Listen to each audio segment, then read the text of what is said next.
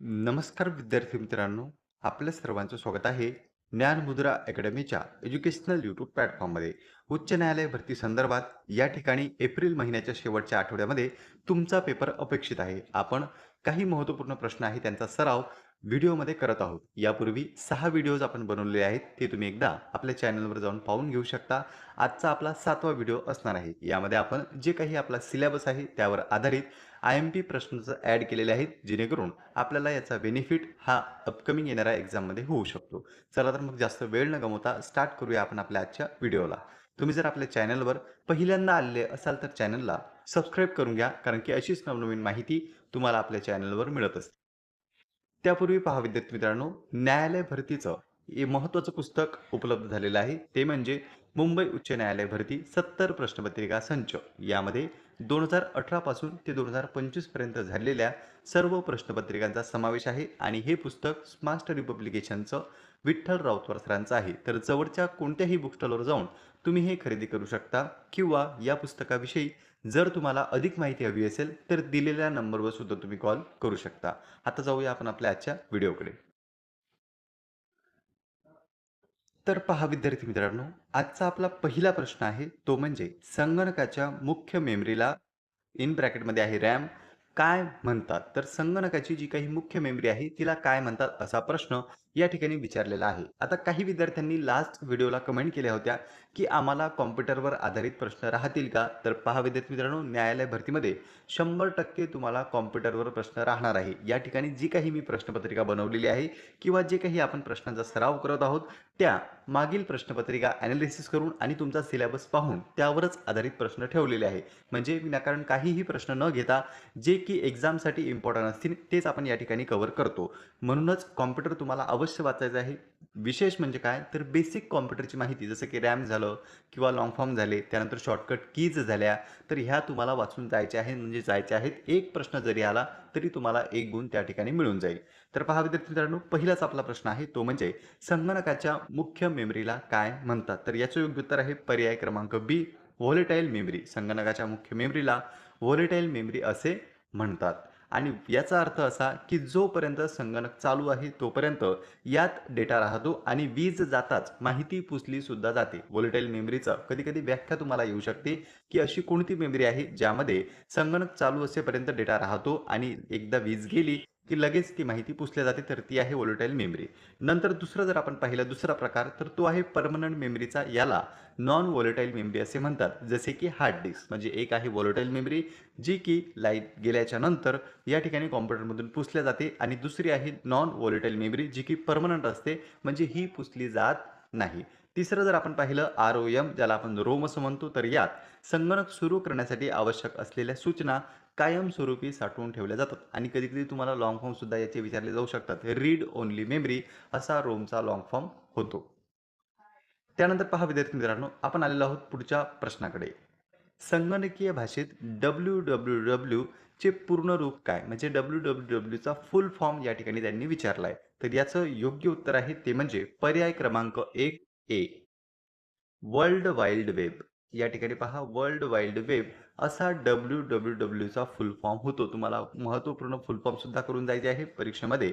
ते महत्त्वाचे असतात. आता याच्याबद्दल जर आपण एक्स्ट्रा माहिती पाहिली तर 1989 मध्ये टिम बर्नर्स जे काही आहेत ली यांनी याचा शोध लावला होता, ज्यामुळे आपण इंटरनेटवर वेबसाईट्स पाहू शकतो. तर तुमच्या लक्षात आलं असेल डब्ल्यू-डब्ल्यू-डब्ल्यूचा लाँग फॉर्म काय आहे? World wide web.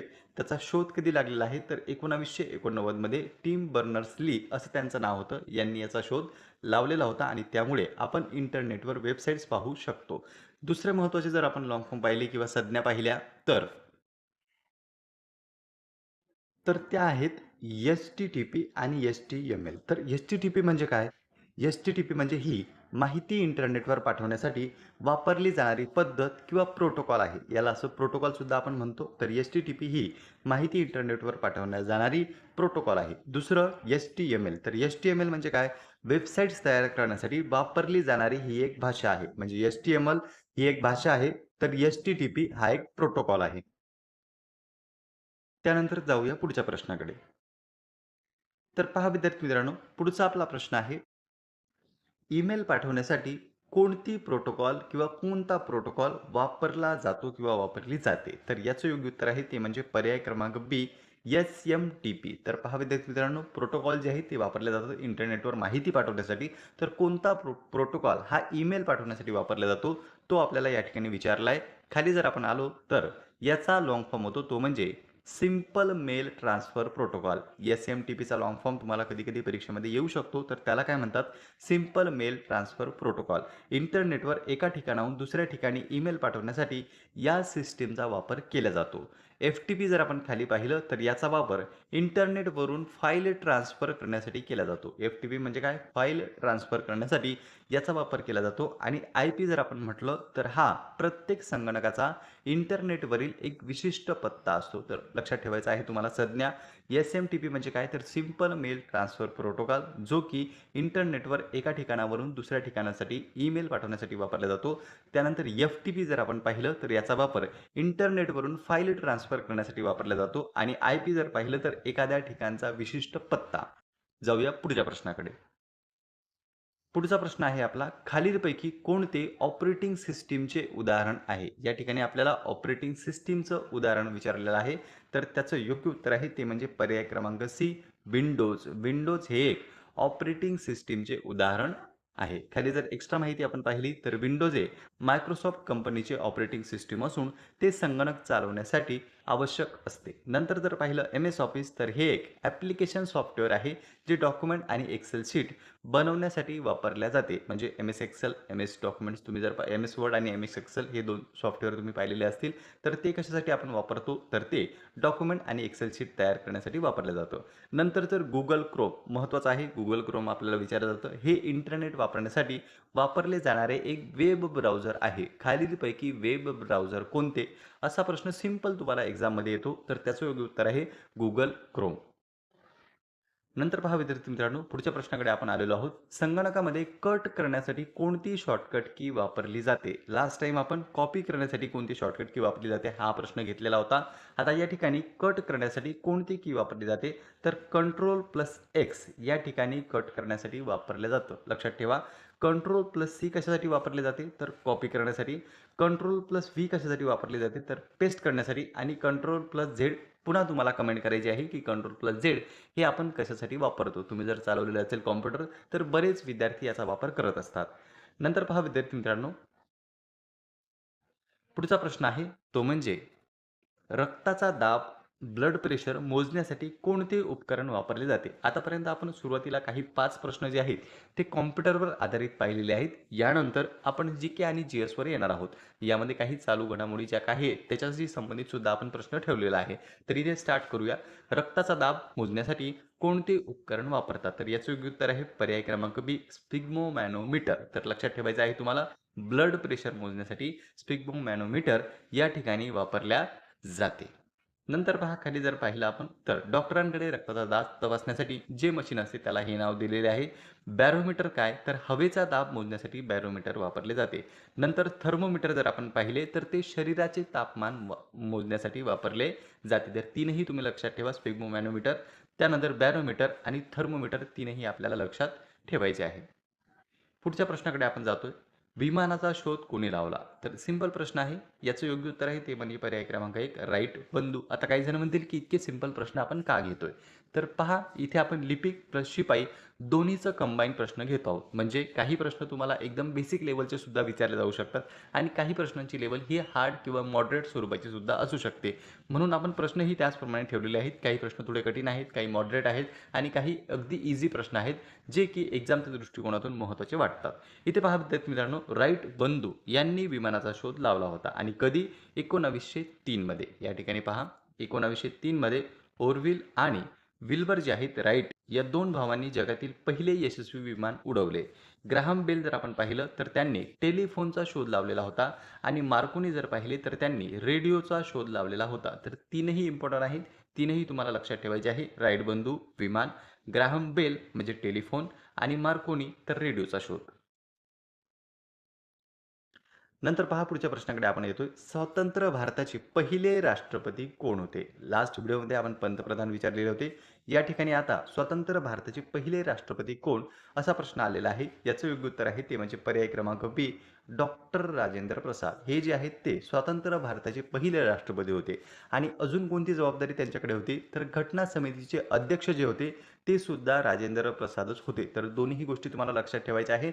राज्यघटनेचे अध्यक्ष जर विचारले तर डॉक्टर राजेंद्र प्रसाद. त्यानंतर स्वतंत्र भारताचे पहिले राष्ट्रपती जर विचारले तर ते सुद्धा राजेंद्र प्रसादच आहेत.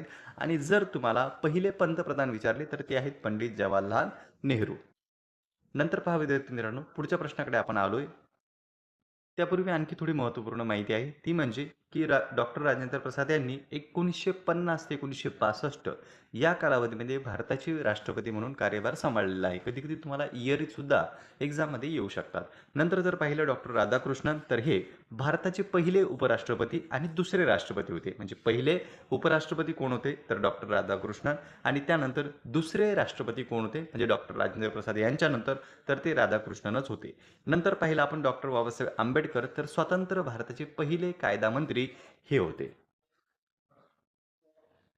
आता पहा विद्यार्थी मित्रांनो, पुढच्या प्रश्नाकडे आपण आलोय. पुढचा प्रश्न आहे, वातावरणाचा सर्वात खालचा स्तर कोणता? तर पर्याय क्रमांक बी, तपांबर जो आहे, ट्रोपोस्फिअर आपण त्याला असं म्हणतो, तर हा वातावरणाचा सर्वात खालचा स्तर आहे. पृथ्वीच्या भूपृष्ठापासून सर्वात जवळचा हा थर असून हवामानातील सर्व बदल याच थरामध्ये घडत असतात. सीतांबर जर पाहिलं आपण, तर या थरात ओझोन, या ठिकाणी पहा सीतांबर जर पाहिलं तर या थरात ओझोन वायूचा थर असतो, जो की सूर्याच्या अतिनील किरणांपासून आपले संरक्षण करतो. नंतर जर पाहिलं आपण बाह्यांबर, तर हा वातावरणाचा सर्वात शेवटचा आणि विरळ थर आहे. पुढच्या प्रश्नाकडे आपण जातोय. ध्वनीची तीव्रता मोजण्याचे एकक काय? म्हणजे साऊंड इंटेन्सिटी मोजण्यासाठी कोणतं एकक वापरले जाते? तर पर्याय क्रमांक बी याचं योग्य उत्तर आहे डेसिबल. डेसिबलमध्ये ध्वनीची तीव्रता मोजल्या जाते. त्यानंतर पहा, आवाजाची पातळी मोजण्यासाठी डेसिबलचा वापर होतो. साधारणतः 80 डेसिबलपेक्षा जास्त आवाज हानिकारक मानला जातो.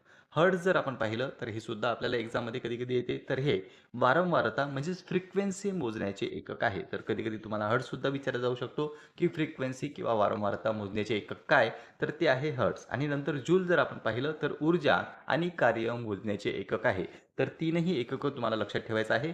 डेसिबल काय? आवाजाची पातळी मोजण्यासाठी, वारंवारता मोजण्यासाठी आहे हर्ट्झ, आणि ऊर्जा आणि कार्य मोजण्याचे एकक आहे. त्यानंतर पहा विद्यार्थी मित्रांनो, पुढच्या प्रश्नाकडे आपण जातोय. पुढचा प्रश्न आहे की भारतीय राज्यघटनेचे कलम 370 कोणत्या राज्याशी संबंधित होते? आता सध्या ते अस्तित्वात आहे का? तर नाही. सध्या 370 मधल्या ज्या काही तरतुदी होत्या त्या आता रद्द करण्यात आलेल्या आहेत. आणि ते कोणत्या राज्याशी संबंधित होते? तर जम्मू आणि काश्मीर राज्याशी संबंधित 370 हे कलम होते, ज्यामुळे जम्मू काश्मीरला विशेष दर्जा देण्यात आलेला होता. त्यानंतर पहा विद्यार्थी मित्रांनो, 5 ऑगस्ट 2019 रोजी केंद्र सरकारने हे कलम रद्द करून राज्याचे 2 केंद्रशासित प्रदेशात रूपांतर केलेले आहे. सुरुवातीला ते काय होतं? एक राज्य होतं. त्यानंतर त्याचं डिवायडेशन केलेलं आहे आणि आता सध्या ते केंद्रशासित प्रदेश आहे. आणि किती प्रदेश झाले? ते 2. त्यानंतर पहा, कलम 371 हे महाराष्ट्र आणि गुजरातसाठी काही विशेष तरतुदी देते. आता आपल्याला 370 तर विचारला जाणार नाही, पण 371 कधी-कधी परीक्षेमध्ये एक्झाममध्ये येत असतो. तर 371 कशाशी संबंधित आहे? महाराष्ट्र आणि गुजरात राज्याशी संबंधित आहे. नागालँडचं जर आपण पाहिलं तर 371 ए हे नागालँड राज्याशी संबंधित आहे, जे नागालँड राज्याला विशेष सवलती किंवा विशेष दर्जा प्राप्त करून देतं. त्यानंतर पहा विद्यार्थी मित्रांनो, पुढच्या प्रश्नाकडे आपण आलोय. जगातील सर्वात मोठा वाळवंटी प्रदेश कोणता आहे? तर सहारा वाळवंट हे जगातील सर्वात मोठा वाळवंटी प्रदेश आहे. पर्याय क्रमांक बी याचं योग्य उत्तर आहे. त्यानंतर पुढे जर आपण पाहिलं तर हे आफ्रिका खंडात असून जगातील सर्वात मोठे उष्ण वाळवंट आहे. कोणत्या खंडात आहे? आफ्रिका खंडामध्ये. जगातील सर्वात मोठा वाळवंटी प्रदेश कोणता आहे? तर सहारा वाळवंट. नंतर गोबी जर आपण पाहिलं तर हे आशिया खंडातील सर्वात मोठे आणि थंड वाळवंट आहे. म्हणजे वाळवंटाचे प्रकार जर आपण पाहिले तर थंड वाळवंट, उष्ण वाळवंट. तर त्यापैकी जगातील सर्वात मोठा वाळवंट जर तुम्हाला विचारला तर तो आहे सहारा वाळवंट, जो की आफ्रिका खंडामध्ये आहे. पण आशिया खंडातील सर्वात मोठा वाळवंट जर तुम्हाला विचारला, त्यातही थंड वाळवंट, तर तो आहे गोबी. नंतर जर आपण पाहिलं थर, तर हे भारतातील राजस्थान राज्यात असलेले वाळवंट आहे. तीनही तुम्हाला लक्षात ठेवायचे आहे: थर, गोबी आणि सहारा. त्यानंतर पहा विद्यार्थी मित्रांनो, पुढच्या प्रश्नाकडे आपण आलोय. पुढचा प्रश्न आहे की इन्सुलिनच्या कमतरतेमुळे कोणता आजार होतो? तर डायबिटीज, ज्याला आपण मधुमेह असं म्हणतो, पर्याय क्रमांक बी याचं योग्य उत्तर आहे. इन्सुलिनच्या कमतरतेमुळे हा आजार होत असतो. शरीरातील रक्तातील साखरेचे प्रमाण नियंत्रित करण्यासाठी इन्सुलिनची आवश्यकता असते. त्यानंतर क्षयरोग जर आपण पाहिलं, तर हा जीवाणू बॅक्टेरिया होणारा फुफ्फुसाचा आजार आहे. जीवाणूंमुळे होतो क्षयरोग आणि तो फुफ्फुसाचा आजार मानला जातो. नंतर जर पाहिला आपण गलगंड, तर हा आयोडीनच्या कमतरतेमुळे होणारा आजार आहे. तुम्हाला परीक्षेमध्ये आजार किंवा कशाच्या कमतरतेमुळे ते होतात किंवा विटॅमिन झालं तर परीक्षेमध्ये येऊ शकतात. सायन्सवर गेल्या काही वर्षांमध्ये आपण जर पाहिले तर न्यायालयाने जास्तीत जास्त प्रश्नांचा भर दिलेला आहे. म्हणून त्यामुळे जे काही बेसिक सायन्स आहे आपलं, मग ते फिजिक्स असो, केमिस्ट्री असो, बायो असो, ते तुम्ही एकदा करून जा. त्यावरून नक्कीच तुम्हाला प्रश्न हे दिसतील. त्यानंतर पहा विद्यार्थी मित्रांनो, पुढचा प्रश्न आहे की भारताचे सर्वात दक्षिण टोक कोणते आहे? तर याचं योग्य उत्तर आहे पर्याय क्रमांक बी, इंदिरा पॉइंट. इंदिरा पॉइंट हे भारताचे सर्वात दक्षिणेकडील टोक मानले जाते. अंदमान आणि निकोबार बेटांवरील हे ठिकाण भारताचे सर्वात दक्षिणेकडील टोक मानले जाते. कन्याकुमारी हे मुख्य भूमीवरील सर्वात दक्षिण टोक आहे आणि लक्षद्वीप जर पाहिलं तर हा अरबी समुद्रातील भारताचा सर्वात लहान केंद्रशासित प्रदेश आहे. नंतर पहा विद्यार्थी मित्रांनो, पुढच्या प्रश्नाकडे आपण आलेलो आहोत. सत्यमेव जयते हे वाक्य कोणत्या प्राचीन ग्रंथांमधून घेतलेले आहे? तर ते घेतलेलं आहे मुंडक उपनिषदांमधून. लक्षात ठेवायचं आहे, एक्झाममध्ये पूर्वी हा प्रश्न आलेला आहे आणि आपल्यालाही विचारला जाऊ शकतो. तर सत्यमेव जयते हे वाक्य कोणत्या प्राचीन ग्रंथातून घेतलेले आहे? तर त्याचं नाव आहे पर्याय क्रमांक सी, मुंडक उपनिषद. मुंडक उपनिषद हे भारताचे राष्ट्रीय ब्रीदवाक्य असून याचा अर्थ सत्याचाच विजय होतो असा होतो. त्यानंतर ऋग्वेद जर आपण पाहिलं तर हा जगातील सर्वात प्राचीन धार्मिक ग्रंथ मानला जातो आणि भगवद्गीता जी आहे हा महाभारताचा एक भाग असून कर्मयोगाचा संदेश यामधून दिला जातो. नंतर पहा पुढचा प्रश्न आहे, मानवी हृदयाचे एका मिनिटाला सरासरी किती ठोके पडतात? तर 72 ते 80, म्हणजे पर्याय क्रमांक बी याचं योग्य उत्तर आहे 72 ते 80 ठोके एका मिनिटाला मानवी हृदयाचे पडत असतात. निरोगी प्रौढ माणसाच्या हृदयाचे ठोके एका मिनिटाला साधारणतः 72 वेळा पडतात. रक्तदाब, सामान्य माणसाचा रक्तदाब हा 120/80 असा असतो. लक्षात ठेवायचा आहे तुम्हाला. कधी कधी रक्तदाब सुद्धा एक्झाम मध्ये विचारला जातो. आणि रक्त जर पाहिलं तर मानवी शरीरात साधारण ते 5 ते 6 लिटर रक्त या ठिकाणी असतं. त्यानंतर पहा विद्यार्थी मित्रांनो, पुढचा प्रश्न आहे की जगातील सर्वात मोठे बेट कोणते आहे?